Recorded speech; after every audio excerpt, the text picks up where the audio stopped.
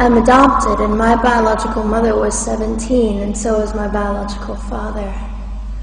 She was 7.5 months pregnant when she decided to go to Planned Parenthood, which is the largest abortion provider in the world, and they counseled her to have a late-term saline abortion, which is a saline solution that is injected into the mother's womb.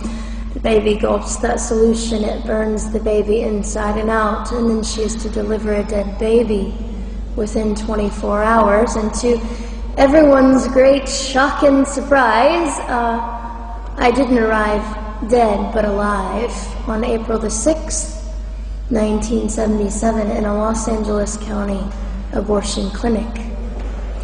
What's fantastic about this, about the perfect timing of my arrival, is that the abortionist was not on duty yet. So he wasn't even given the opportunity to continue on with his plan for my life, which was death. And I know that I am in a government building, and a beautiful one it is, and I love your country as well as my own.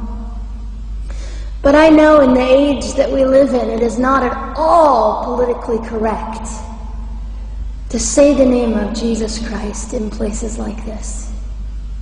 To bring him into these sorts of meetings, because his name can make people so terribly uncomfortable. But I didn't survive so I could make everyone comfortable. I survived so I could stir things up a bit. And I have a great time doing it.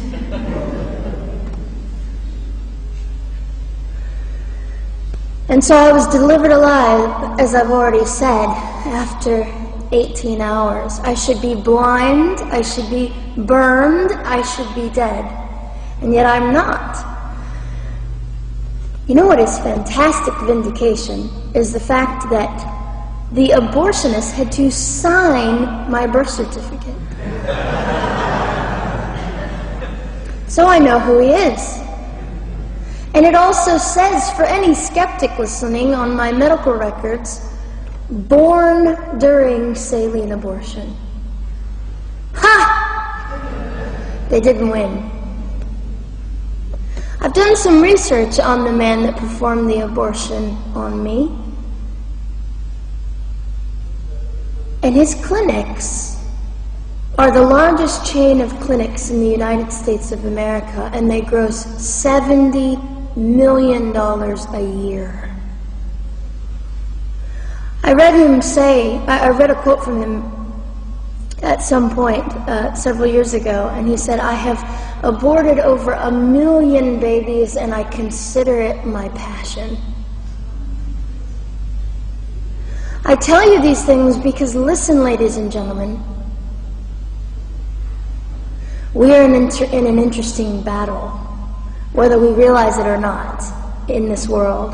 It is a battle between life and death. What side are you on?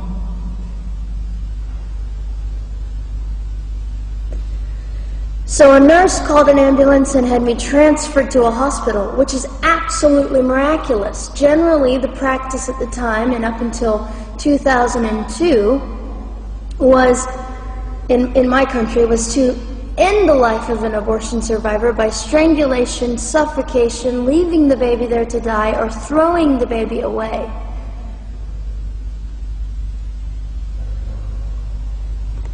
But on August the 5th, 2002, my extraordinary President Bush signed into law the Born Alive Infants Protection Act to prevent that from occurring anymore.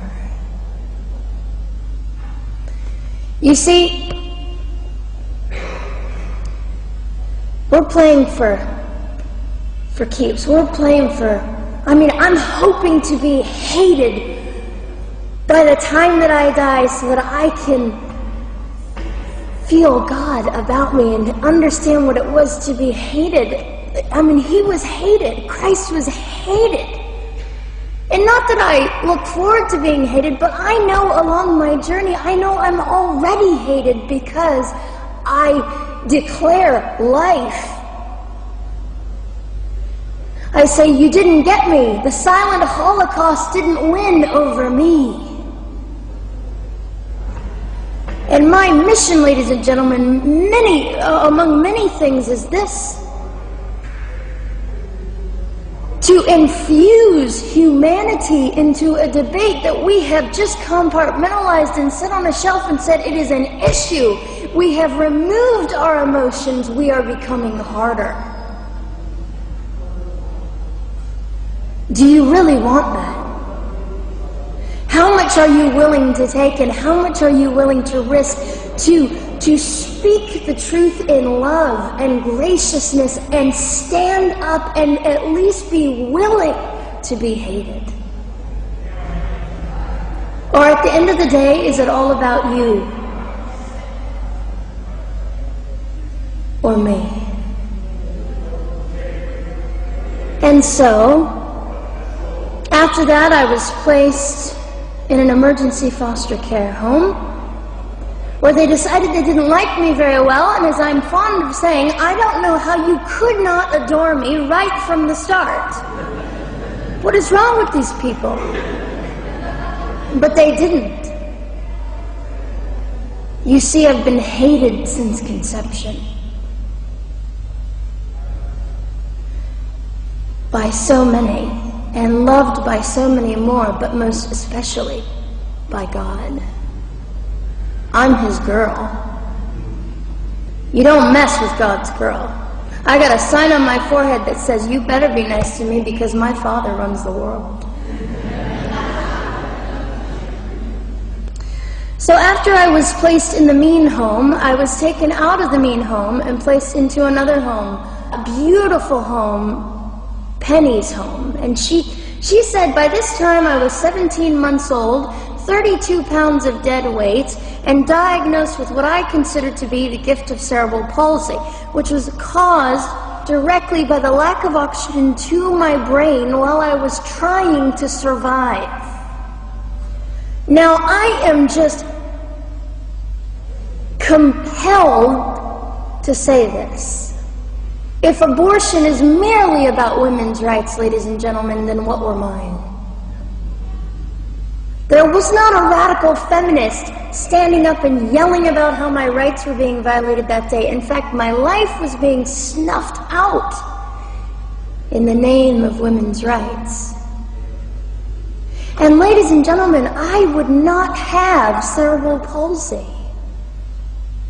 had I not survived all of this. So when I hear the appalling, disgusting argument that we should have abortions because the child just might be disabled,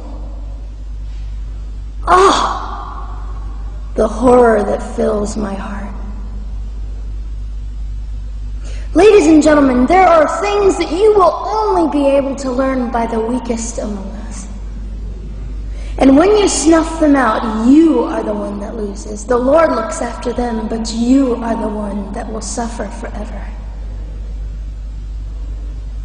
And what arrogance, what absolute arrogance, and it has been an argument for so long in this human place that we live, that the stronger should dominate the weaker, should determine who lives or dies. The arrogance of that, don't you realize that you cannot make your own heart beat? Don't you realize that all the power that you think you possess, you really possess none of it? It is the mercy of God that sustains you, even when you hate Him.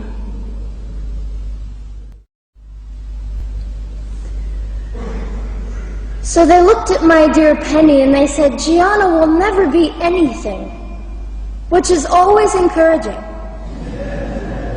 And she decided to ignore them, and she worked with me 3 times a day, and I began to hold up my head, and they said, well, Gianna will never this and never that. Long story shorter, I was walking by the age of 3.5 with a walker and leg braces, and I stand up here today with a mild little limp and without a walker and leg braces. I fall gracefully sometimes and very ungracefully at other times, depending on the situation. but I consider it all for the glory of God. You see, ladies and gentlemen, I am weaker than most of you, but this is my sermon. And what a small price to pay to be able to blaze through the world as I do and offer hope. And I think in our misunderstanding of the way things work, we misunderstand how beautiful suffering can be. I don't willingly sign up for it, but when it comes, we forget. We forget that God is in control and God has a way of making the most miserable thing beautiful.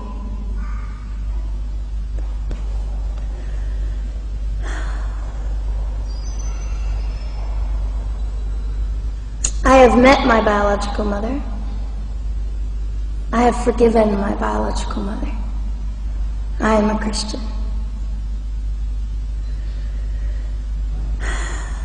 She's a very broken woman. She came to an event I was having 2 years ago, showed up unannounced, and said, "Hello, I'm your mother." And it was a very difficult day. And yet, while I was enduring all of this, you'll probably think I'm silly, but I was sitting there and I was thinking, I don't belong to you. I belong to Christ. I'm his girl, and I'm a princess. So no matter what you say, in all your anger and brokenness and rage, it's not mine to keep. It's not mine to carry, and I won't. I was saying all this inside. So ladies and gentlemen, you have an opportunity. But for just a brief moment, I would like to speak directly to the men in this room and do something that is never done. Men, you are made for greatness. You are made to stand up and be men. You are made to defend women and children, not stand by and turn your head when you know murder is occurring and do nothing about it. You are not made to use women and leave us alone. You are made to be kind and great and gracious and strong and stand for something. Because men, listen to me. I am too tired to do your job. Women, you are not made for abuse. You are not made to sit and not know your worth and your value.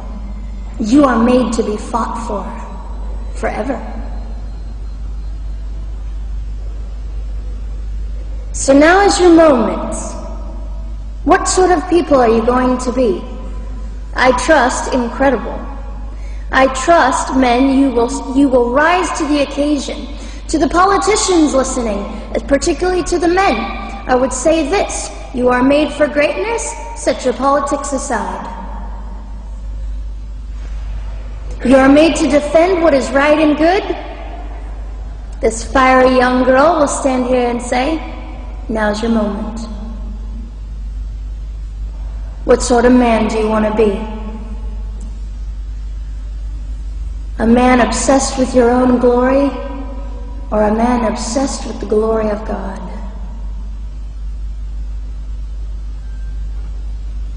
I'll just end with this. Some of you might be slightly annoyed that all I keep doing is talking about God and Jesus. But how on earth can I walk about limping through this world and not give all my heart and mind and soul and strength to the Christ who gave me life?